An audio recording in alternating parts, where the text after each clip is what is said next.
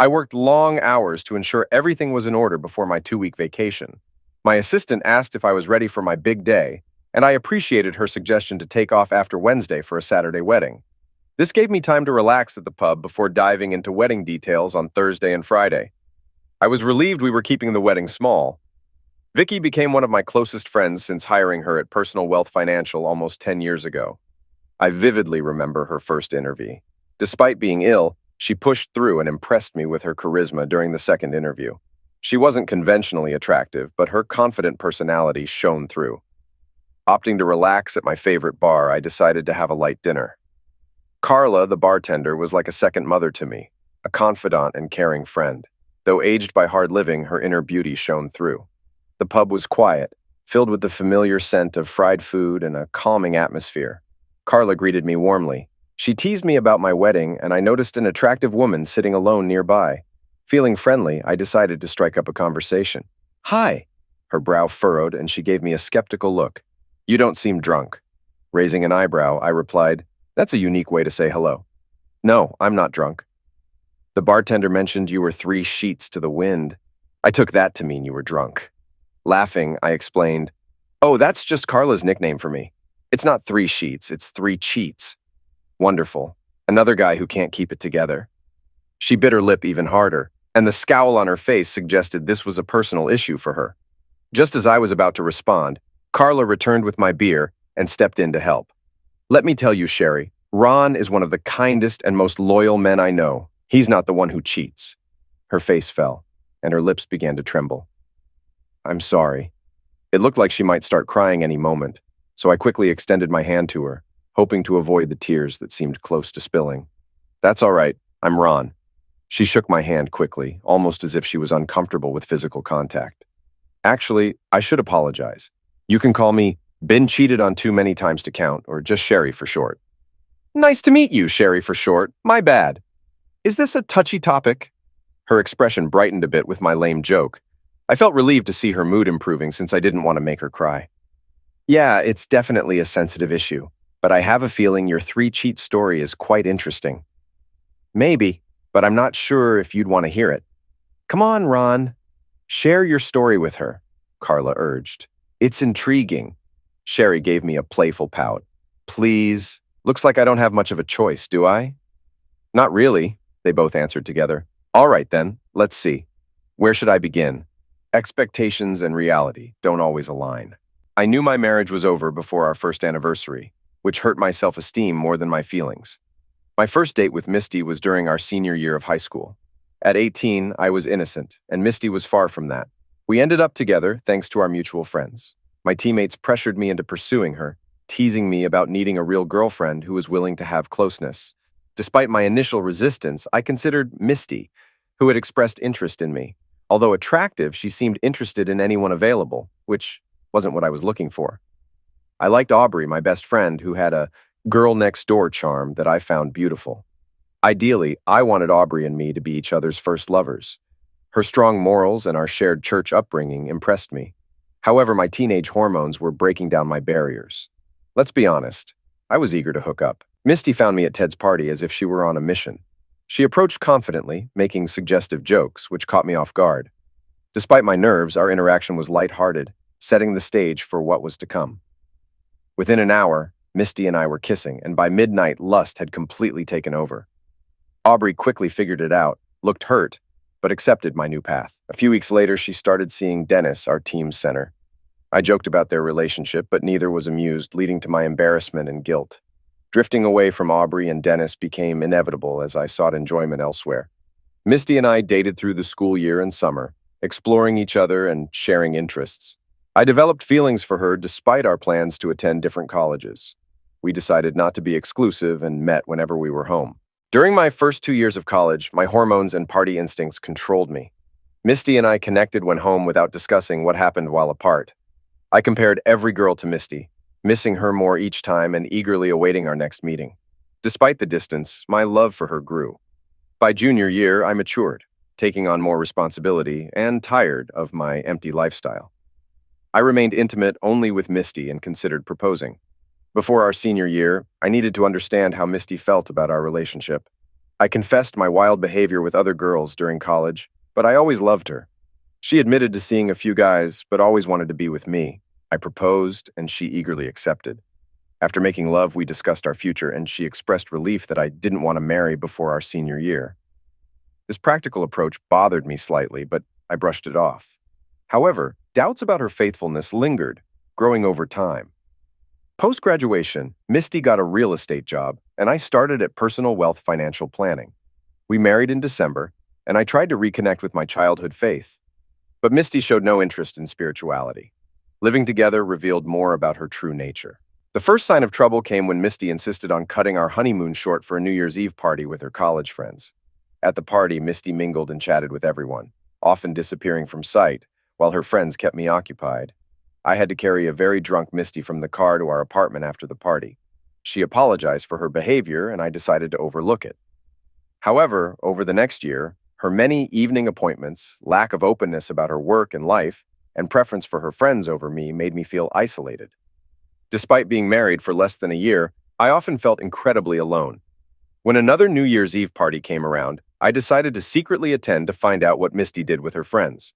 Pretending to be sick, I stayed home, which seemed to relieve Misty. After a few hours, I arrived at the party around 10 and kept a low profile. I soon spotted Misty surrounded by 6 guys, taking turns kissing her.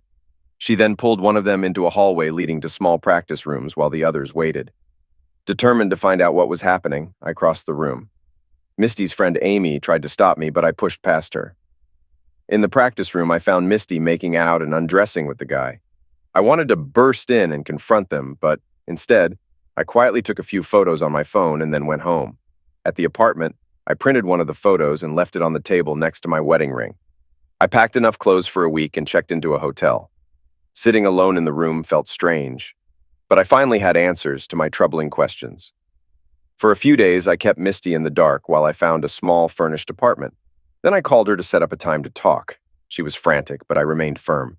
That evening, I went over to discuss our situation. Feeling mostly empty, with some anger and hurt pride, I realized our relationship had never been right. Discovering the real Misty confirmed my doubts. I remembered a conversation I had with my dad years ago about love and relationships. I asked how I'd know when I found the right person. His advice echoed in my mind. It's different for everyone. Maybe when you kiss her, your knees will go weak, or you'll feel a spark like electricity. It could show up in other ways, but you'll know. I didn't recall ever feeling that kind of certainty with Misty. Although our kisses were intense, I now saw it was just physical. I never felt the deep connection my dad described. To my surprise, I was okay. Even though I was still let down by her actions, I was managing just fine. I walked into the apartment at 7 without knocking. Misty was sitting at the kitchen table, staring at the photo and my wedding ring. She greeted me with a resigned tone, as if she already knew what was coming. "We're done, aren't we?" I sat down across from her. "Yes." "Are you going to yell or get angry or something?" "Why would I?" "I would. Looks like I finally saw the real you, Misty. Honestly, we're not a good match. What's even clearer to me now is that I don't think I ever really loved you the way a married couple should. I don't think you loved me that way either. Let's end this, keep it civil, and move on. Sound good?" I was surprised by her lack of emotion. She just shrugged, which spoke louder than her next words. "I guess I wasn't really ready for marriage. I wanted to be ready. You're the kind of guy I'd want to settle down with, and I wanted to be the wife you wanted. I really did, but you're right. I guess it's just not me." Back at the bar today, Sherry seemed lost in thought as I wrapped up the part about Misty. "Wow. It seems like you avoided a major problem by discovering the truth early in your marriage. I didn't realize my marriage was a lie until 14 years in. Please don't take this the wrong way because you're a really beautiful woman, but I can see the pain in your expression when you talk about it. It seems like finding out the truth, no matter when it happens, can be incredibly painful. At least you can move forward, maybe a bit wiser."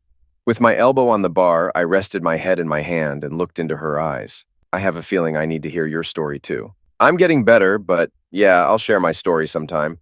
We're only one cheat into your story, and I need to hear it all. If you need to, it's worth sharing. It turned out better than it started, so maybe that will give you some hope." Sherry glanced away for a moment, looking deep in thought. "Do you still keep in touch with Misty?" "Sometimes. After our divorce, she was diagnosed with MS. It really made her mature quickly. She's doing well now and ended up with a great guy. They seem to be really good for each other. You're not one of those people who gets satisfaction from seeing their ex face tough times, are you? No, definitely not. I wouldn't wish something like MS on anyone. I still have positive feelings for Misty. We really did end things on good terms. So, who's the next person in your story? I couldn't help but laugh. Number two! That's a pretty accurate way to describe my experience with Priscilla.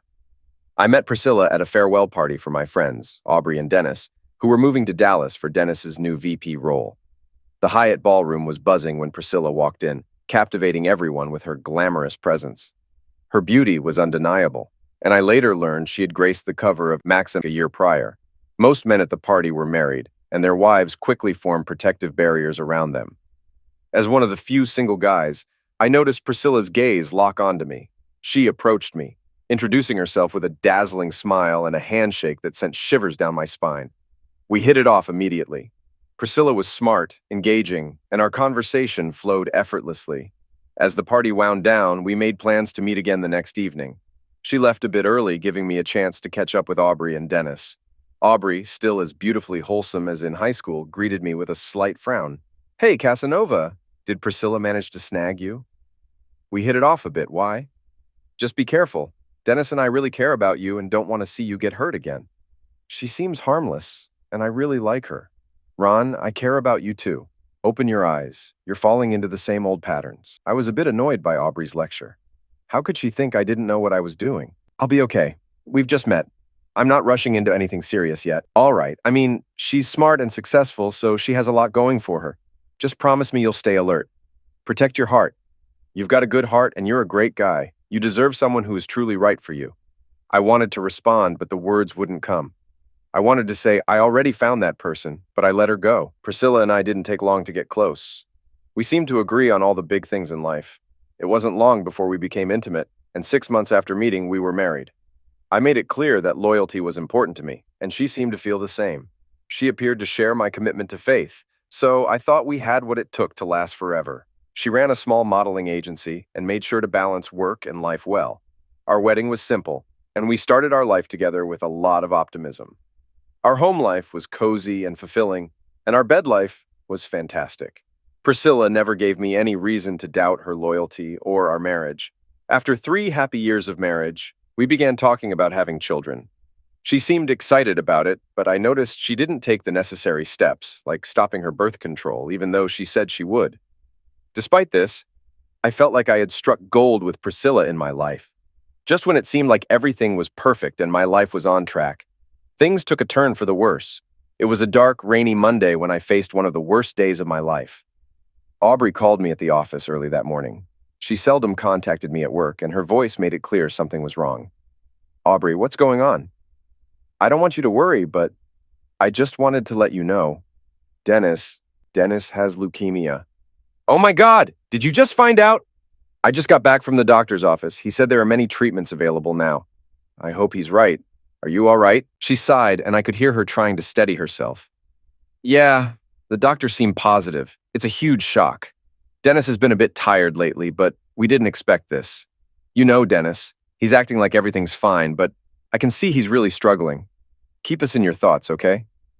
She tried to sound hopeful, but I knew her too well. She was hiding deep fear and sadness. I wished I could be there to comfort them, but I couldn't. We usually talked once a month, but I decided from then on to call her weekly. Even though she was far away, she needed me. After our call ended, I felt a heavy wave of sadness wash over me. I stared out my office window at the dreary, rainy scene, feeling overwhelmed with worry. As I was dealing with this news, another close friend, my assistant Vicky, quietly walked into my office and shut the door. Her face was red and tear-streaked, which made me think she'd heard about Dennis and Aubrey. But I was mistaken. Ron, you know I care about you and wouldn't want to hurt you, right? Mel, you're scaring me. What's wrong? I've been anxious all weekend about this, but you need to know. My husband and I went out for our anniversary dinner and dancing on Saturday. We went to the jazz club downtown and she broke down in tears. I started to panic, trying to figure out what she was going to say. Then it hit me. Priscilla was supposed to be in a meeting in Portland on Saturday and stayed the night. What's going on, Mel? Your wife was at the club with another guy and well, I took some pictures. I'm so sorry, Ron. The photos were explicit. showing them touching under the table, dancing closely and kissing intensely. I was overwhelmed with tears.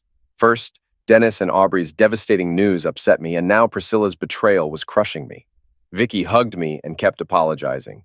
I managed to calm down enough to thank her and to apologize for how Priscilla had ruined their weekend.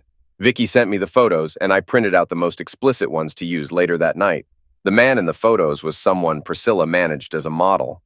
I stopped by the pub on my way home to gather some courage for the confrontation. Carla helped me relax, and a couple of old football friends were there. I later found out that they had planned to confront Priscilla's lover. They tracked him down and beat him up pretty badly. I felt conflicted. Part of me was glad they did it, but I also felt guilty about it. Waiting for Priscilla to come home felt endless. My stomach was in knots, and I swung between anger, hatred, regret, thoughts of forgiveness, and pain. When she finally walked in, I was sitting at the dining table with the photos ready. She came in all cheerful. "Hi, babe." She tried to kiss me, but I pushed her away. "Sit down, now." She sat down so quickly she nearly missed the chair. "Ron, why are you talking to me like this?" "I'm not sure. Should I be speaking to you differently?" I spread the photos out on the table. "What should I say to you?" She looked at the first photo and went pale. Her tears would have touched me a day ago, but now they just made me angrier. "So, what part of faithful did you not get?" "Ron, What? Are you going to say it's just act? That it means nothing? That you only love me? What can you possibly say to fix this? Please don't hate me. Take some time to cool off. I'll never..." "Never what? Never do it again? How many times have you been with this guy? What about other guys? I can't believe you would betray me like this, especially knowing what happened with Haley. You just don't understand someone like me." "Understand?" My anger was at its peak. I grabbed her by the back of her neck and pulled her face close to mine, shouting at her. "I know exactly what you are. I'd call you a pig, but that would be an insult to pigs. You tricked me, didn't you? I bet you and your guy enjoyed talking about me while he was taking you from me." I pushed her away roughly, afraid of what I might do next. Her fear was visible, and it both upset and satisfied me. I couldn't stand to look at her, so I turned away to collect myself and try to calm down. "I don't think I'll ever understand a liar or a cheater. You completely deceived me and betrayed everything I believed we had. I didn't think I could be hurt this much, but you've done it. I see exactly what you are now, and I know I can never trust you again." I paced around the room, trying to control my anger while she cried softly. "I want you out of this house tonight. My lawyer is already working on the divorce papers. The prenup is in effect, so you messed up there. You have 30 minutes to leave, and we'll arrange the rest of your things through text." I started to walk away, ignoring her loud sobs. I didn't care. "Ron, please, I only love you. Please don't do this." I paused, still with my back to her, and looked at the floor. "Love? I don't love you anymore. When I look at you now, all I see is ugliness and nothing I want. And don't say you love me. Love doesn't do what you did. You only love yourself. Now get out before I come back, and tell your boyfriend to run, far and fast." Back at the bar, Sherry hesitated before speaking, noting my intense reaction despite appearing kind and gentle. Carla added that betrayal can bring out the worst in anyone. I admitted I probably went overboard, but explained that my outburst was a way to vent and hurt Priscilla without getting physical. I said everything to let off steam and maybe to teach her a lesson, although whether she'd learn from it was uncertain. Sherry asked if I got closure or ended things on good terms. We parted ways, but not as friends. Priscilla accepted the divorce without much resistance, moved her business to New York, and I haven't heard from her since. Regarding her lover, he recovered from his injuries except for a scar that affected his modeling career. Surprisingly, Priscilla was my alibi since the beating happened 45 miles away while I was dealing with her at home. Initially, I felt a sense of justice, but that feeling faded quickly. Although he was a jerk, I didn't want that to happen, and I didn't start it. So, that's two. It seems like you keep choosing the same type of women and expecting different results. I gave a sad smile. You sound just like my friends. They've all tried to tell me the same thing, but I guess I'm a slow learner because I went through something similar with my next relationship after Priscilla. Seriously? Yeah, unfortunately. As tough as it was, I think you'll find it interesting to hear how I discovered Samantha's cheating. My divorce was finalized in October 2016. I decided to spend Thanksgiving with Aubrey and Dennis in Dallas. Travel was chaotic, and I ended up waiting at SeaTac for several hours. In the lounge, a beautiful blonde woman sat across from me, stressed and talking on her phone. She was frustrated with airline delays and her mom's demanding attitude. I couldn't help but notice her adorable dimples when she spoke. She ended her call abruptly, muttered under her breath, and noticed me. Assuming I was laughing at her, she confronted me. I apologized and explained that I found her dimples charming. She laughed, blushed, and apologized for her outburst, explaining how her mom's attitude added to her stress. Her phone rang again, and she chose to ignore it, explaining that she didn't want to say something she'd regret. I offered to buy her a drink to lighten the mood. She initially hesitated, but eventually introduced herself as Samantha, or Sam. We ordered drinks and started to get to know each other. We talked for almost 2 hours before my flight started boarding. Sam's charm and humor captivated me. She wasn't a cover girl like Misty or Priscilla, but she was incredibly attractive. Her crooked smile and lovely dimples made her irresistibly hot, and her athletic build reminded me to get back in shape. I was almost disappointed when the airline announced boarding. I found out Sam lived in Redmond, close to my home in Kirkland. I asked if she was seeing anyone and expressed my interest in taking her out for dinner. She found my approach bold but agreed and added her info to my phone. We hugged, and as she pulled away, she asked if I really liked her dimples. I assured her I did, and she joked, asking me not to be a creep. I promised I was normal, fearing only that I might bore her. The flight felt amazing as I thought about Sam and our potential relationship. Everything seemed to click between us. When I landed in Dallas, Dennis picked me up. He looked well and shared the great news that he was in remission. Dennis is one of the genuinely good people, and I was overjoyed and relieved to hear he was doing so well. Dennis and Aubrey had 3 kids, and their home was filled with love, exactly what I had always dreamed of. Aubrey made an incredible dinner and lectured me about choosing self-centered women instead of those with good values. I wondered about Sam's character if we ended up together. When Sam and I were both back home, I called her, expecting a quick chat, but we talked for 2.5 hours. By the end, I felt like I was floating on air, realizing I wanted to be with her. Our first date was at Matt's Rotisserie and Oyster House. We talked effortlessly, and I couldn't stop staring into her eyes. I was falling for her quickly. After dessert, our conversation led to some light kissing, and just before we left, she gave me a deep, passionate kiss. She invited me over, but I suggested taking things slow. Sam understood, joking about the situation, and we agreed to keep things relaxed. By Christmas, our love was undeniable, and we let our passions take over. Being intimate with Sam was a tough workout, prompting me to make getting in shape my New Year's goal. A few months later, Sam moved into my place, and we planned a small, intimate wedding for the summer, moving quickly toward commitment. Sam and I stayed active with hiking, kayaking, biking, jogging, and gym workouts, turning exercise into a fun competition and tracking our fitness with Fitbits and an app. We were in the best shape of our lives. Our wedding, set for the first Saturday in August, was casual with 37 guests. Vicky, my assistant, attended with her husband, and Aubrey and Dennis were supposed to fly in. I was confident this time was right and eagerly awaited making Sam Mrs. Riley. As I stood with the minister, I noticed Vicky smiling but couldn't see Aubrey or Dennis. 2 hours into the reception, I received a text from Aubrey saying Dennis's cancer had returned, and he was in the hospital.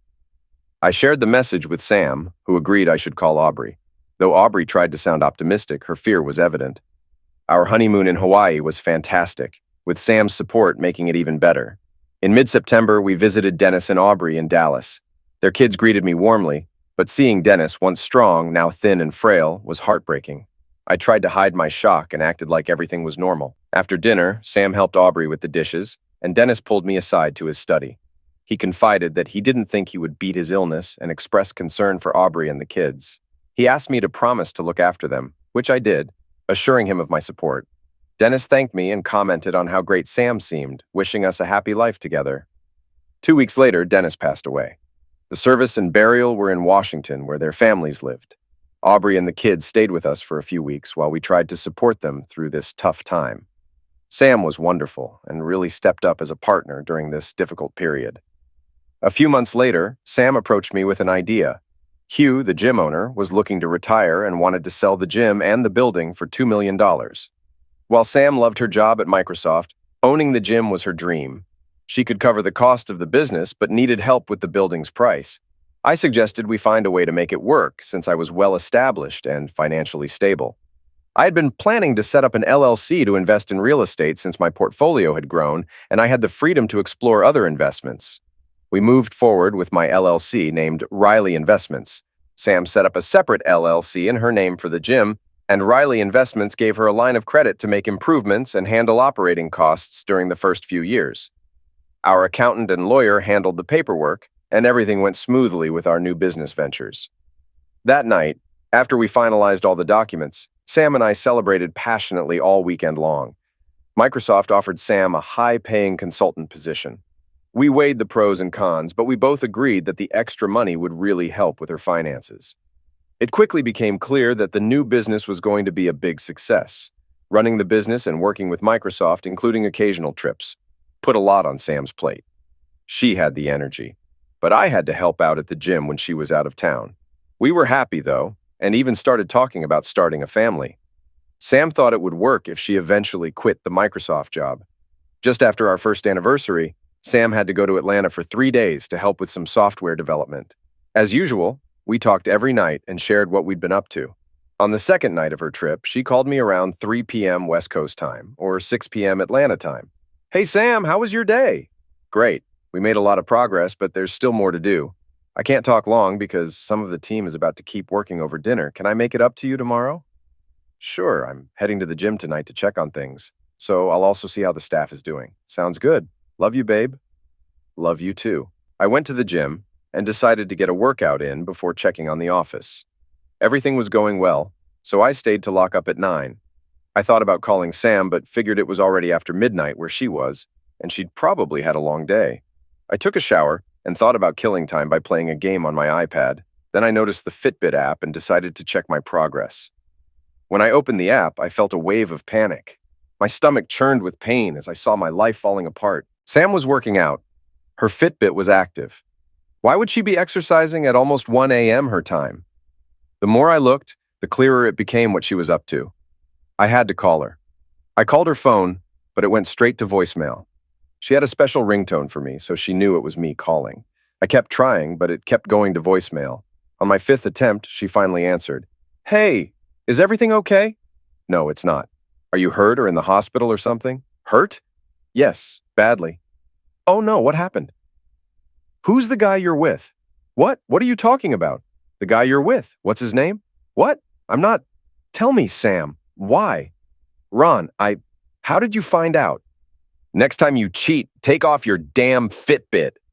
I ended the call, turned off my phone, and threw it across the room. I couldn't sleep, so I went for a walk to calm down, but ended up walking for miles, crying the whole time.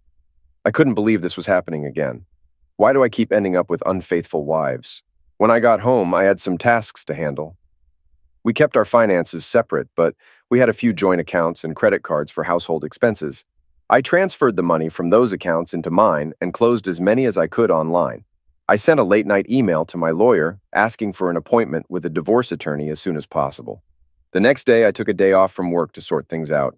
I had the divorce papers and the prenup ready. I met with my accountant and lawyer to begin the process of calling in the loan I gave Sam for the gym. The loan documents included a clause that let me demand the full amount with 60 days' notice. How could I have been so naive? How did she manage to deceive me? I was in so much pain and wanted her to feel it too. Part of me wanted to get back at her and make her life miserable. I hadn't talked to Sam since the incident, so I had no idea what her plans were for coming back home. To make things worse, I broke my phone when I threw it, so I had to get a new one and immediately blocked her number. I needed support, so I called Aubrey. She helped calm me down and urged me to take it easy on the revenge. She was my voice of reason when I didn't want one, but I promised I'd try to listen.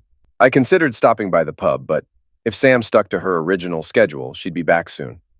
I wanted to face her before she got home, but I wasn't quick enough. When I got home, I found Sam crying. She ran over to hug me, but I pushed her away. "Don't touch me, Sam." "Oh, please, I'm so sorry. Please forgive me." "Sorry? That's not going to happen. Don't leave me. I don't want to lose you." "Lose you? No, you threw us away." "Ron, I was foolish. I thought." "Thought what? That you could get away with it? Or that I wouldn't care? Or that you could break our vows and deal with the consequences later? Or that disrespecting me and sleeping around wouldn't matter? Did you think risking my love and tearing my heart apart was worth it? Or did you think there was someone better out there for you?" "No, no." "Then what was going through your mind? Tell me your excuse." "It wasn't really excusable. It was just a dumb fling." "Dumb fling? Seriously? How often do you do that? Are you hooking up with guys at the gym? Sneaking around in the bathroom? I can't understand how you thought that was a valid reason. I just thought, there you go again, saying you thought it through. If your problem was your drive, I was always just a call away for some phone closeness. If you can't go a few days without it, then you've lost control. Please, Ron, let's try to move past this. Here's the deal, sweetheart. You let another guy, who you still haven't named, be intimate with you in a way that was supposed to be just for us. Don't tell me it's your body and you can do whatever you want. It's our body. We promised to be faithful to each other until death.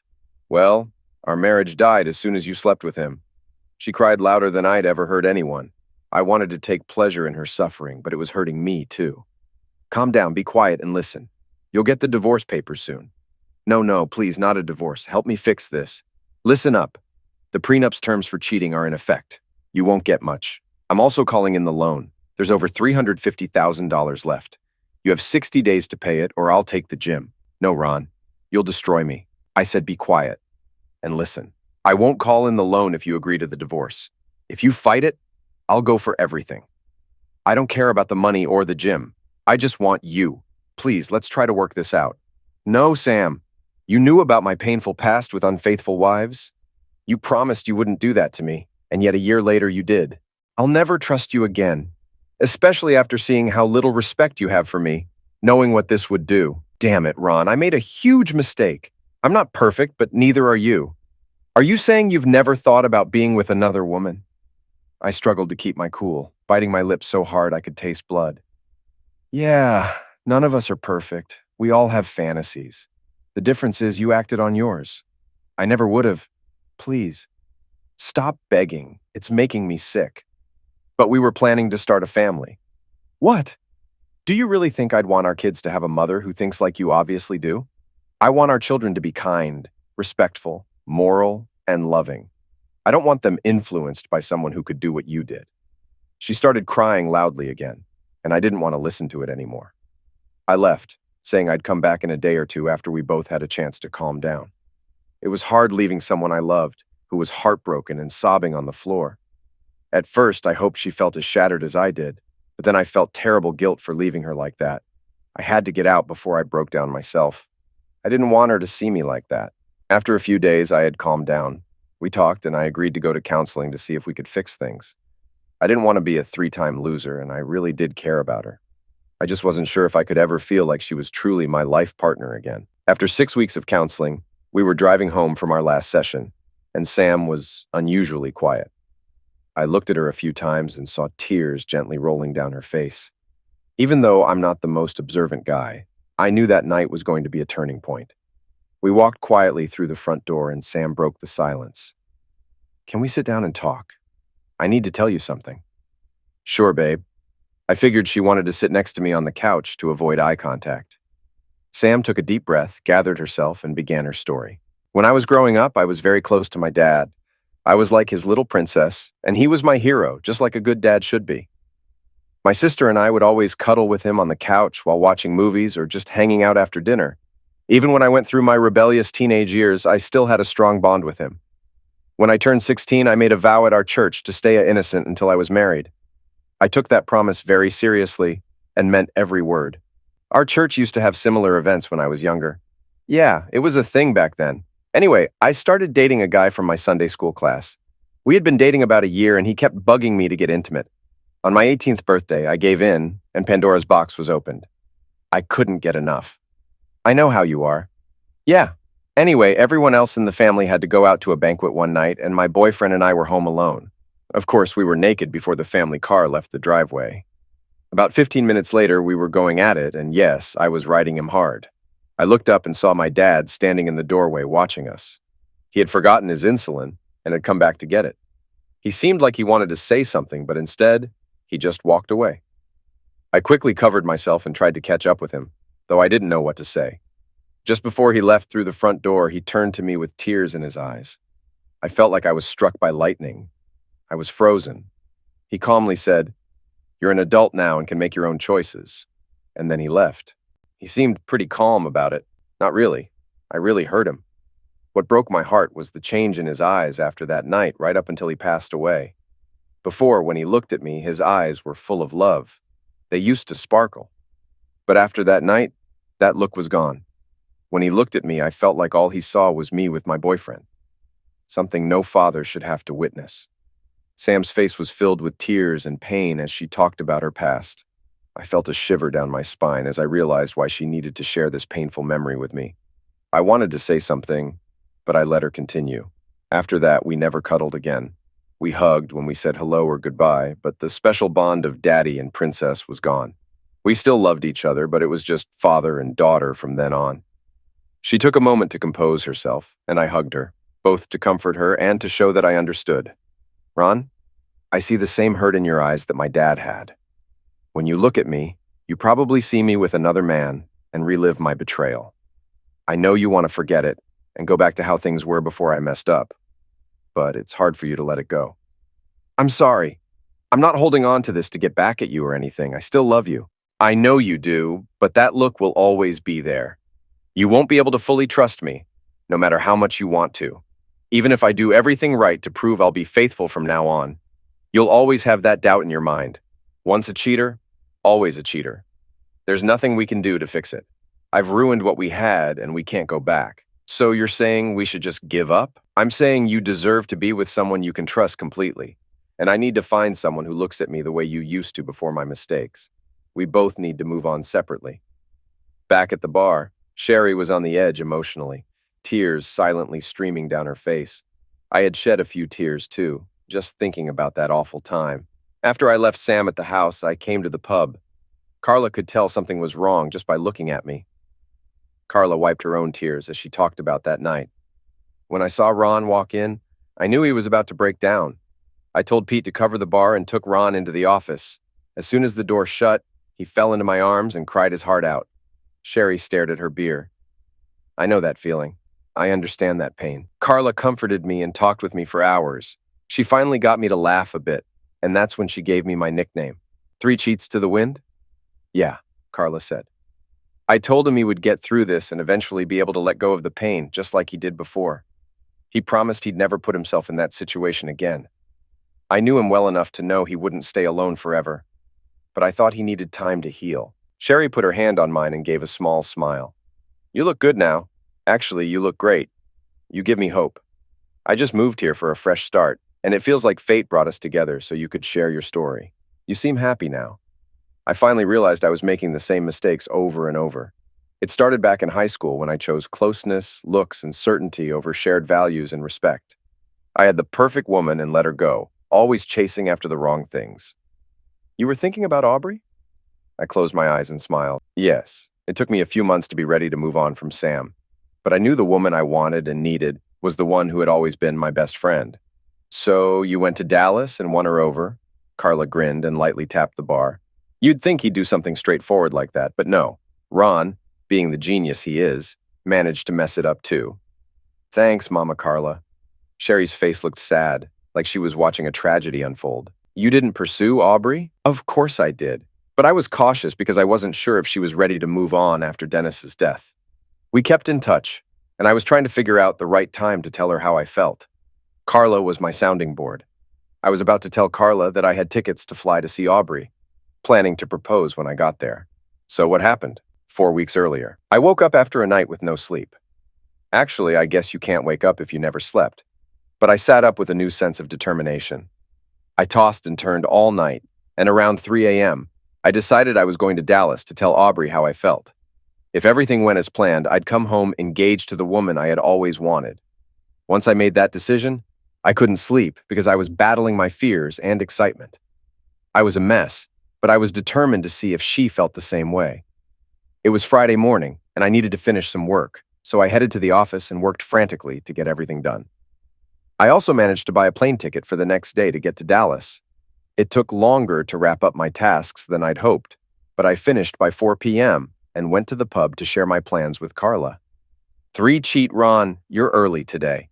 I know, and I can't stay long, but I wanted to tell you I've finally decided to go see Aubrey. I have to tell her how I feel. Well, you don't. Listen, I need to get ready. I want to go to the jewelry store to make sure I have a ring to give her. Ron, listen, Carla, thanks for all your help.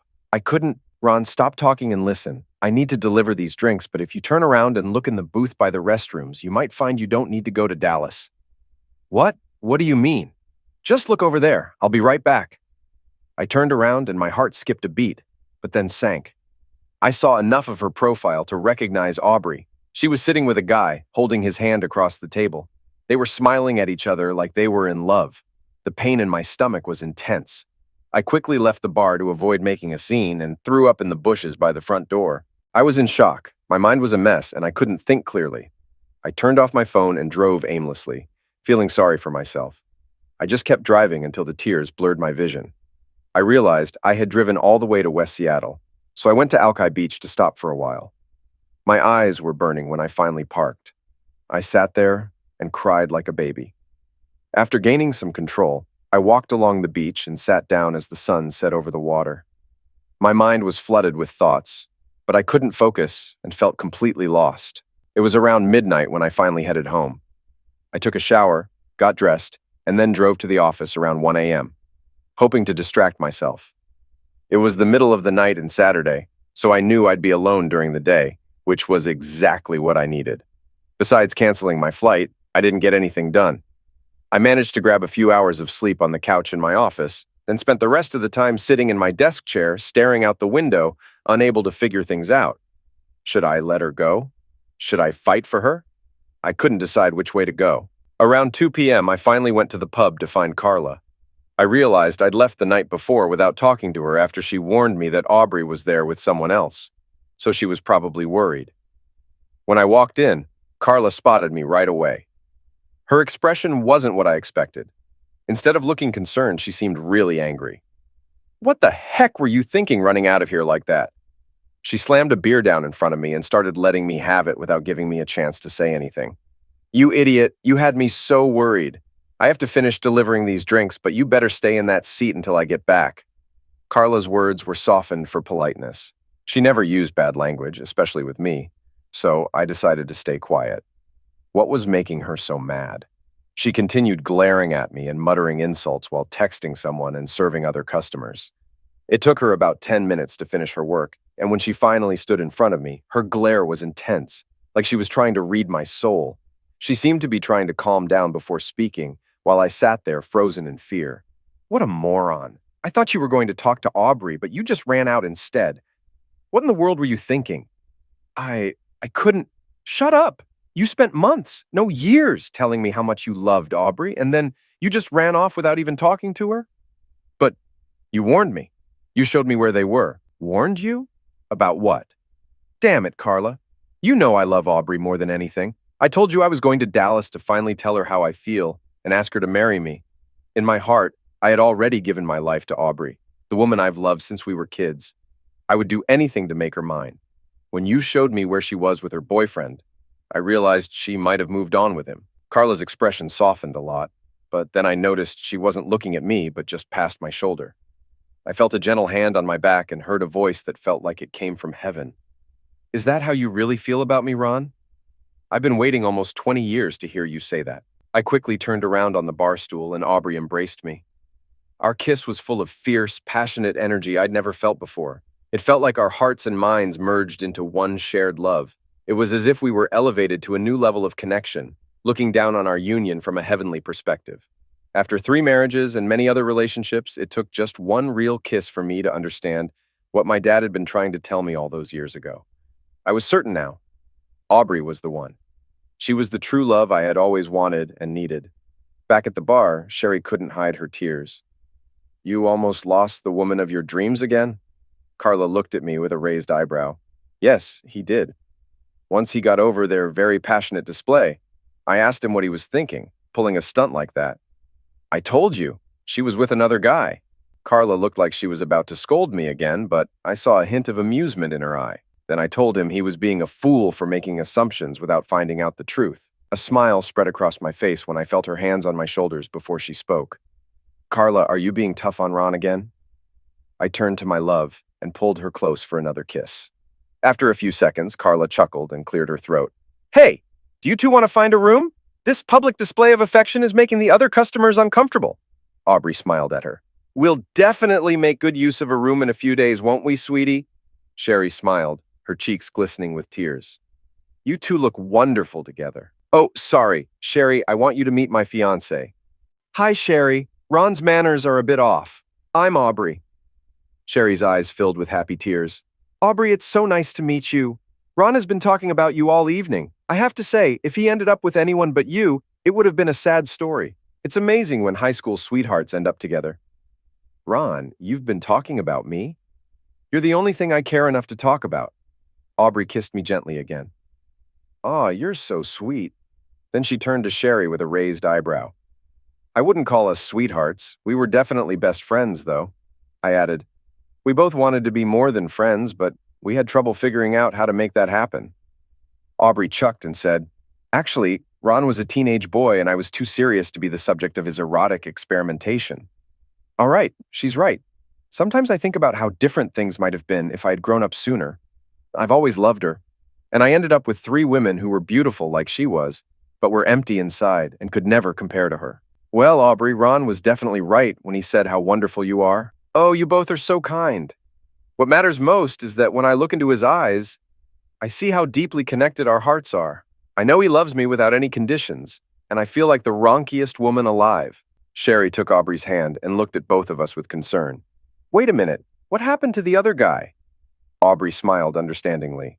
There wasn't another boyfriend. That was my cousin, Paul. I was staying with him and his wife while I looked for a place to live. I was planning to move back and hoped Ron would finally get up the courage to ask me to marry him. Sherry smiled and wiped away a few tears. You two are amazing together. I was hoping I might have a chance with Ron, she laughed. But I see that's not going to happen. I moved here from California to start fresh and was looking for new friends and maybe a soulmate. I hope there are a few more like Ron around my age. Carla reached across the bar, putting one hand on my shoulder and the other on Sherry's. Sherry, you've got 3 new friends right here. Aubrey added, Yes, and you definitely need to come to our wedding on Saturday, especially since you're new here. Oh, that's very kind, but I don't want to intrude. Come on, girl. Celebrating the marriage of 2 of your 3 new friends is not intruding. We'd be upset if you didn't come. Plus, almost everyone there will be from around here, and I'm sure you'll make plenty of new friends. All right, you've convinced me.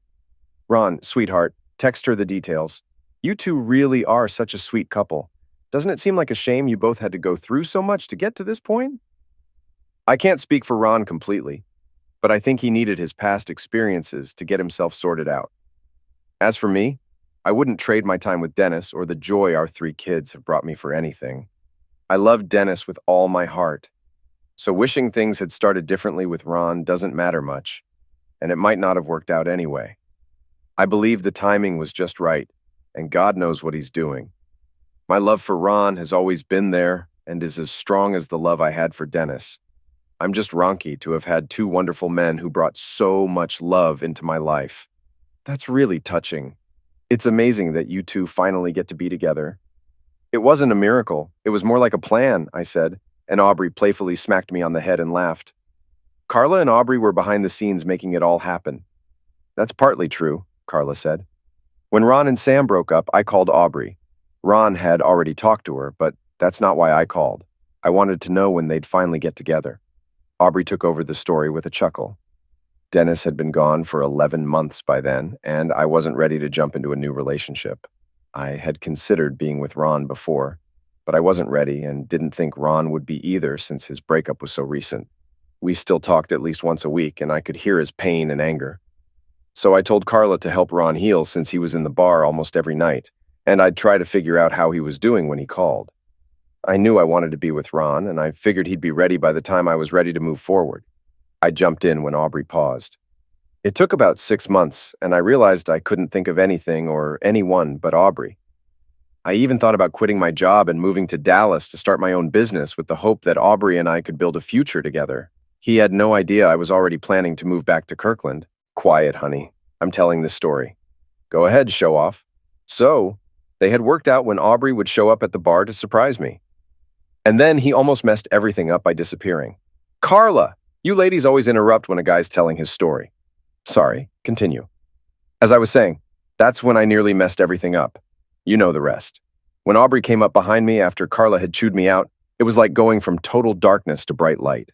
When Aubrey spoke, before I could even say anything or finish turning around, I was getting the most intense, passionate kiss of my life. It felt like a jolt of electricity kick-started my heart for the first time. That was one incredible kiss, sweetheart. Every kiss with you is like that. Anyway, after we finally pulled apart, she looked into my eyes and asked, "You tell her, honey." I asked, "Ron, do you love me as much as I just heard you tell Carla?" He was talking so sweetly about me. And I replied, "I love you with everything I have, and I want us to be a family. Marry me, Aubrey." That was 4 weeks ago. Hold on, you planned an entire wedding in just 4 weeks? Sherry, I spent 16 years trying to get the woman I've always wanted. I knew she was the right one for me all along, and I messed up by making too many dumb choices. We weren't going to waste another second. The wedding was amazing. I don't think there's anyone more beautiful than Aubrey. Sherry came to the wedding and spent a lot of time meeting new people, especially Aubrey's older brother, who was single. They've been dating for several months now, and Sherry has become one of our closest friends. I'm not Uncle Ron anymore. Now the kids call me Papa Ron. They asked if they should call me Dad. I told them I love them like they were my own, but their real dad is special, and they should always remember him as Dad. Papa Ron is perfect for me. Before the wedding, Aubrey asked if I wanted a prenuptial agreement. No way, sweetheart. You mean everything to me. I don't need a backup plan. So, 3 cheats to the wind isn't trying for a record? Definitely not. Being married to you is more than I ever deserved. My days of dealing with cheaters are over. Maybe one of our kids will write a story about us someday. They might call it "It Only Took 4 Tries" or something fun like that. Speaking of kids, Mr. Riley, we need to set up a nursery. My past relationships are long gone and don't affect me anymore. I can now say with all my heart, life is really good.